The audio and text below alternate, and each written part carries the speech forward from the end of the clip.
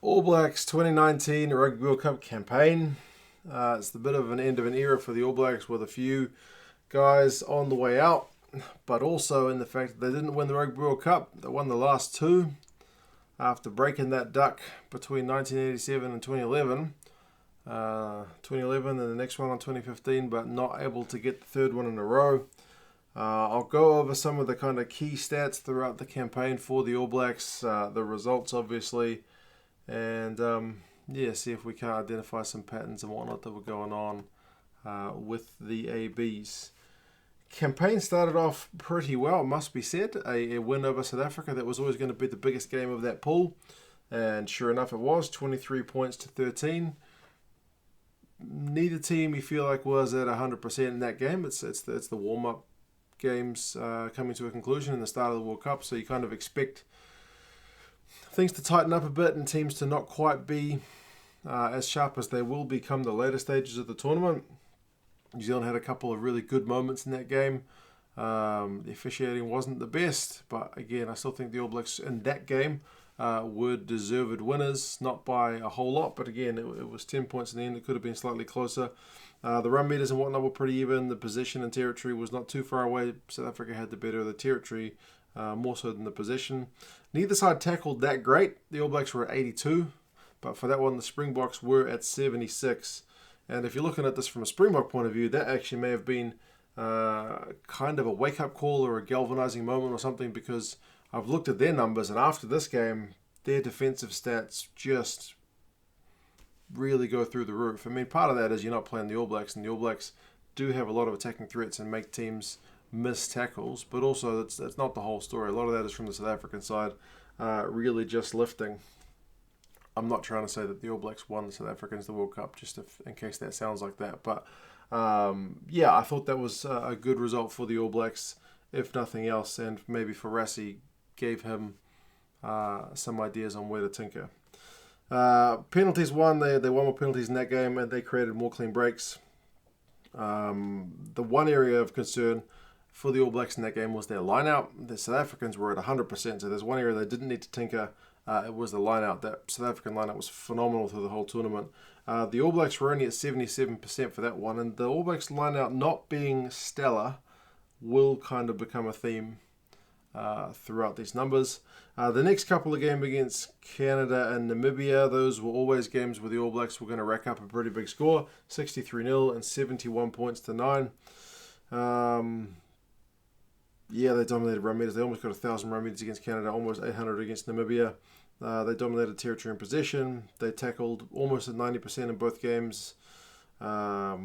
They did have a 100% line-out against Namibia. That's the only time the All Blacks line-out operates flawlessly. It was 93 against Canada, 35 clean breaks against Canada, 24 against Namibia. They did concede 13 clean breaks against Namibia, so if you watch that first half against Namibia, you'll know it wasn't a classic from the All Blacks. They still ran away with it pretty comfortably, but you wouldn't have known that if you'd watched the first half. That was the end of the pool because the Italy game was cancelled.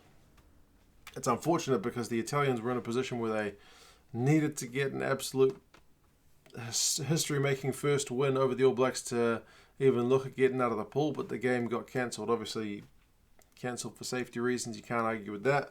But it was unfortunate. It would have been one nice run for the All Blacks guys because they really shifted the team up when they played Namibia. They played similar teams. I can't remember how many changes between the first and the second game. And then they shifted the teams for this third game. And remember, TJ Perenara came on, I think, at 10. So, it was a really shifted lineup with a mind on, with the quick turnaround, getting the guys rested for this final game before they go into the knockout stages. But the game was cancelled. Very hard luck on the Italians. It was a very long shot going into it, but it was no shot if you don't get the game. Then you move on to the knockout stages. New Zealand against Ireland. That was, on paper, a very challenging one because Ireland had that recent victory over the All Blacks, at least as recent as 2018. And a lot was made of that in the media, and I think Steve Hansen really didn't appreciate that because his answers to some of those questions were pretty terse. But in the end, it was really comfortable. 46 points to 14. New Zealand really never looked in doubt in that one. And it is backed up by the stats. They had pretty much double the run meters. of Ireland. Possession and territory were pretty similar. New Zealand's tackling was at 92, Ireland's was at 82. And the Irish team is kind of renowned for being able to shut teams down, at least in recent times, but clearly by the scoreboard, not in this one. Concerningly for the All Blacks, they conceded 13 penalties to Ireland's 6, but their line-out was only 87. Ireland's was at 100. So again, the line-out is the one area where they fall behind the opposition. Again, you can't complain too much about 46-14. Clean breaks 18 to Ireland's 2. And turnovers, they made 8 to Ireland's 2. So a lot of kind of key battlegrounds were won by the All Blacks in that one, and that, as I said, reflected in the scoreline. However, you shift to the next week. Nobody was saying have New Zealand played their final in this game. I don't think. But again, I mean, New Zealand may have got the run meters, but penalties conceded, New Zealand 11, England 6. That's almost double.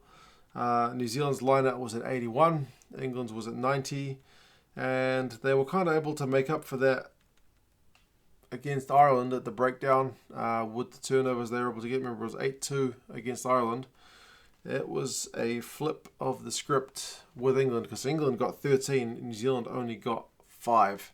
And New Zealand's hands let them down as well, because they also had 7 knock-ons. I'm sure England had 8, but England had more ball. New Zealand only had 44% possession and 38% territory, so they really were under the gun for large periods of that game. So, yeah, I'm not sure if that quite sets a blueprint for how you beat New Zealand, beat them at the breakdown, caused trouble to their lineup. I remember back in the days when the All Blacks were always, they've always been good, but they lost with, semi-regularity. I guess you could say that's true now, but it feels like when the All Blacks team wasn't as good as it has been in recent years, their line-out was always one area that you could seem to win those battles against the All Blacks. At least in this tournament, that seems to be kind of true. Final game, though, does go out on a high with the All Blacks beating Wales 40 points to 17. The run meters weren't all that different, New Zealand having 100 and a bit more. But they tackled at 90%. Wales were only 77, which was disappointing for a team which is kind of renowned for its defence with Sean Edwards. But again, it was a much changed Wales team for that third place game. I would say it was nice that New Zealand fielded a pretty strong team for that game. I mean, Wales fielded as strong a team as they could with all the guys out. I think they only had 26 players available because so many guys were injured. But the All Blacks didn't just go across the board changes. They kept a lot of the guys in those positions, and really wanted to end the tournament on a high. They managed a bunch of clean breaks, 21 to Wales' 7. They still couldn't win the battle of the line-out, 84% to Wales' 90. The breakdown this time was more even with 6 turnovers apiece. So, if you look at I'm only going to look at the knockout stages because the pool stages get a bit deceptive in the stats with the really one-sided games. But I would say the All Blacks concede too many penalties. The average was 11.3 over the knockout stages. England and South Africa, the guys who made the final, were both 8. So that doesn't sound like a huge difference, but it's enough. And their line-out was never better than their opponents, averaging 84%. Their opponents averaged 93.3 over those 3 finals games. So unable to really disrupt the opponent's lineup, which is kind of surprising with Whitelock and Retallick there as well, even though Whitelock didn't play in that Wales game.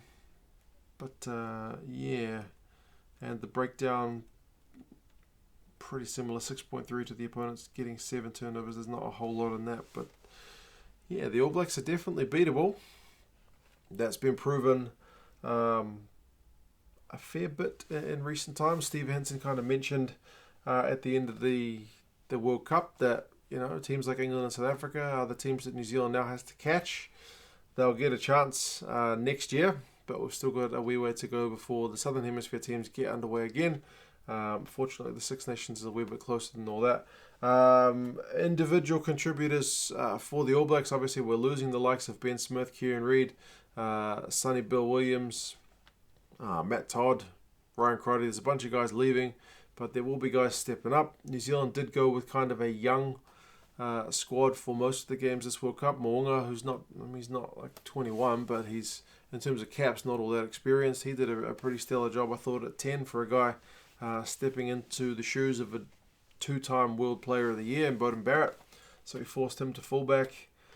They played Bridge and Reese, who for the most part looked pretty good. Goodhue and